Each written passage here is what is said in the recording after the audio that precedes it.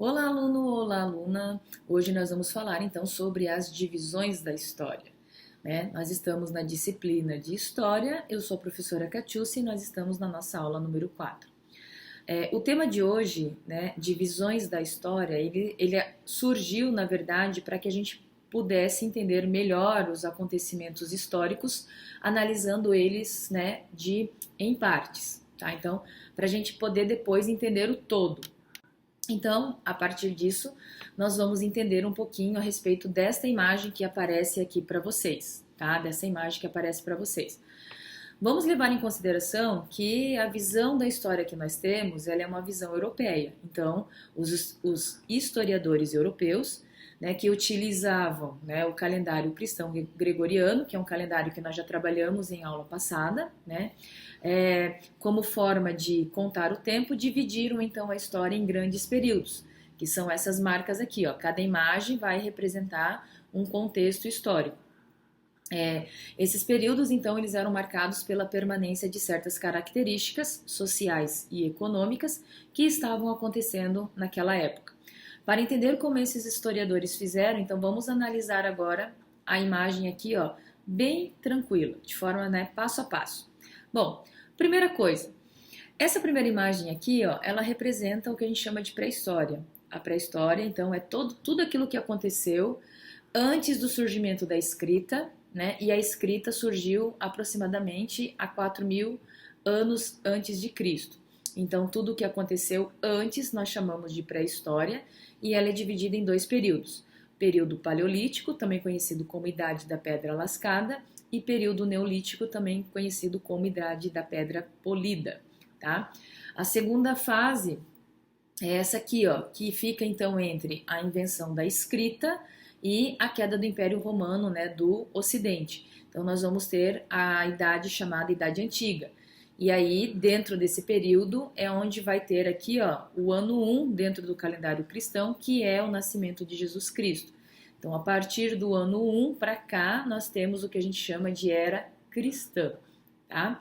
Depois nós temos aqui, com a queda do Império Romano do Ocidente até a queda do Império Romano do Oriente, também conhecido como tomada de Constantinopla pelos turcos, tá? Dois acontecimentos que vão marcar aproximadamente 1.000 anos de diferença, olha lá, 476 já depois de Cristo até 1453, nós temos então o período conhecido como Idade Média. Aí da tomada de Constantinopla pelos turcos até a Revolução, né, Francesa, que ocorreu em 1789, nós temos a Idade Moderna, aonde nós temos o avanço aí da áreas do conhecimento científico, das grandes navegações, do surgimento dos monarcas, né, dos reinos, do Renascimento e assim por diante, e da parte, né, do momento da Revolução Francesa, que foi de 1789 para frente, né, até os dias atuais, nós temos a Idade Contemporânea. Então, nós estamos hoje, né, vivendo a Idade Contemporânea. Então, a imagem, ela nos mostra os marcos temporais, né, que esses historiadores europeus utilizaram para delimitar os períodos históricos. Só que nela, né, não são, no entanto, né, nele não são aí, ó, informadas as características principais de cada um desses períodos. Então ele faz só um mero resumo, né, do que aconteceu. Na verdade, eles mostram só alguns marcos. É claro que entre aqui, ó, a pré-história até a escrita, muita coisa aconteceu. Da escrita até a queda do Império Romano, muita coisa aconteceu, porque nós vamos passar pelas civilizações egípcias, as civilizações que viviam ali os povos da Mesopotâmia, nós vamos passar por Grécia, por Roma, né, e por outras civilizações ali mais antigas. É claro que eles marcaram a escrita e a queda do Império como dois marcos só para delimitar. Também aqui muita coisa vai acontecer na Idade Média, muita coisa acontece durante a Idade Moderna e a gente não tem nem o que comentar o que a gente tem vivido na Idade Contemporânea, as transformações rápidas que estão acontecendo, né? Então, agora falar um pouquinho a respeito que o fim de algumas datas. Olha lá, ó. A definição de que os eventos determinaram o início e o fim de cada período da história foi feita por historiadores europeus. Então, eles escolheram alguns marcos que seriam interessantes fazer essa delimitação, mas isso não reflete a toda aquela idade, é só um pequeno fragmento, né? Contudo, poderia ser escolhido então outros acontecimentos, né, relevantes aí e significativos para o contexto histórico. Então, olha lá, vamos ver alguns exemplos. Aqui, ó, o fim da Idade Antiga, tá, que poderia ser registrado lá pelo ano de 391, já depois de Cristo, porque ali, ó, o cristianismo ele é declarado religião oficial e única do Império Romano. Então, a gente poderia ter usado, né, esta marcação ao invés da tradicional. O fim da Idade Média e início da Idade Moderna, existem várias datas que poderiam ser apontadas, tá? Como, por exemplo, essas que aparecem aqui para vocês. Por volta de 440, a invenção da imprensa, 1453, aqui é 1440, a invenção da imprensa, 1453, a tomada de Constantinopla, 1492, a descoberta da América, né, por Cristóvão Colombo, 1498, né, foi a chegada dos europeus na região lá das Índias, 1500, a descoberta do Brasil, 1517, Martinho Lutero dá início então aí às reformas protestantes, né, a reforma protestante que, querendo ou não, vai dividir aí a comunidade cristã, que durante o período da Idade Média, a gente tem que levar em consideração que a Igreja Católica ela mandava e desmandava naquele momento, né?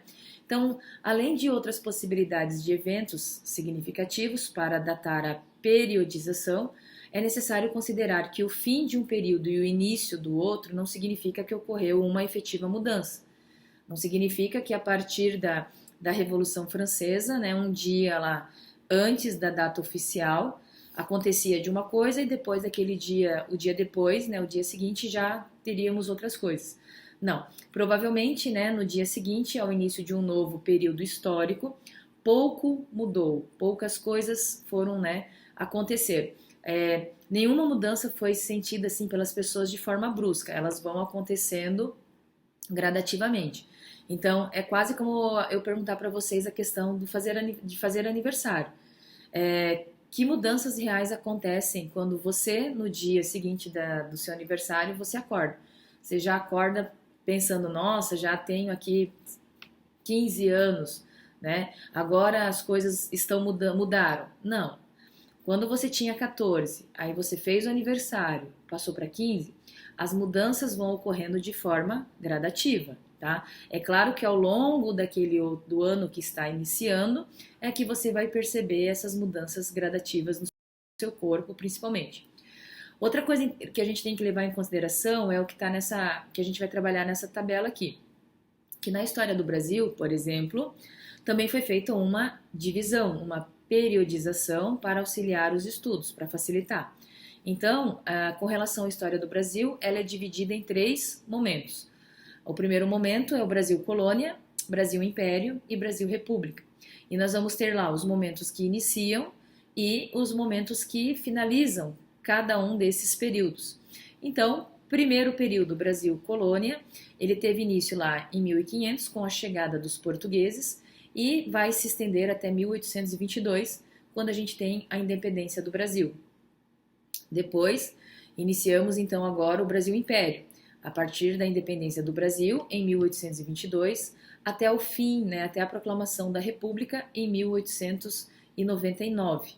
E aí, com a proclamação da República, a gente entra, então, no Brasil República, que iniciou, então, em 1889 e vai, então, até o nosso período atual. Então, nós estamos vivendo o Brasil naquele período da República, tá bom?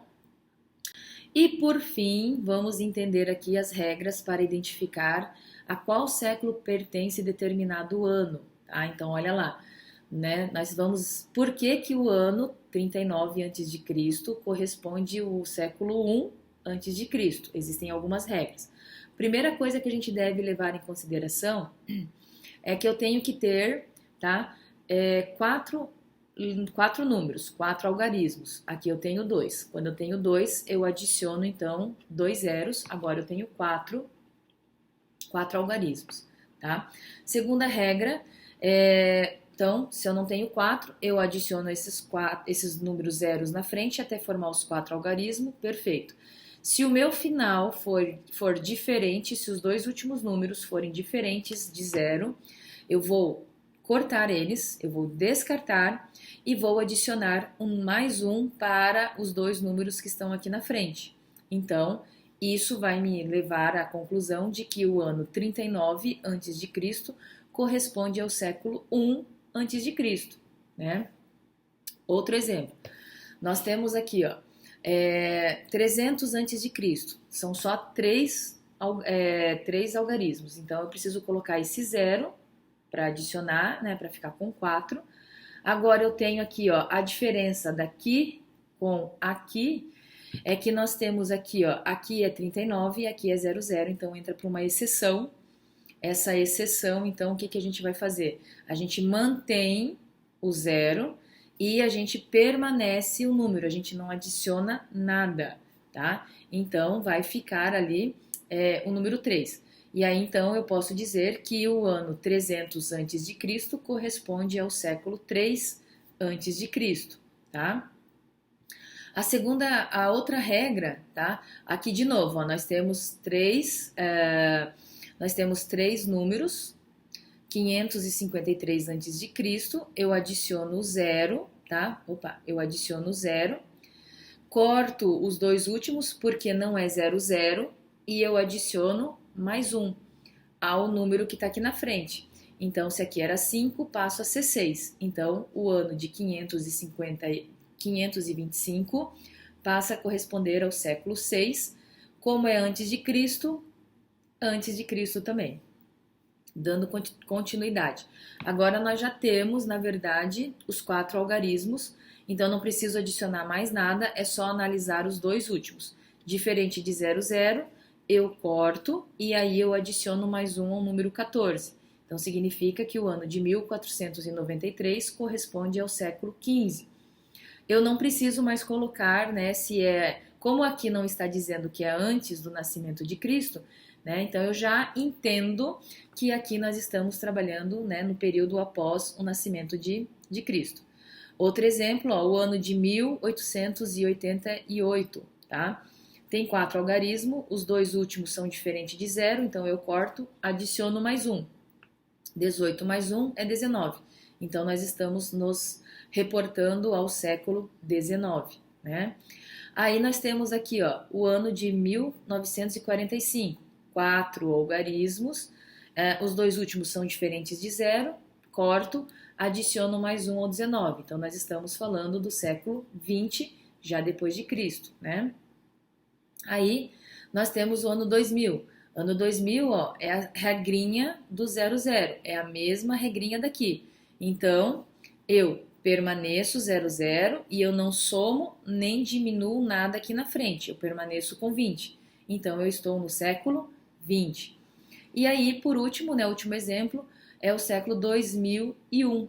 Então, eu tenho 4 algarismos, normal, que é o que eu tenho que ter na minha regra, só que os dois últimos são diferentes de 0. Então, eu corto e eu adiciono aqui, ó, mais um. Então, eu tenho 20 com mais um, eu tenho século 21.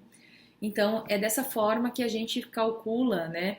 Ou a gente traduz o ano, né? Que normalmente aparece no material, em texto, né? E a gente, então, tem uma noção de que século aquele ano está se reportando, ok?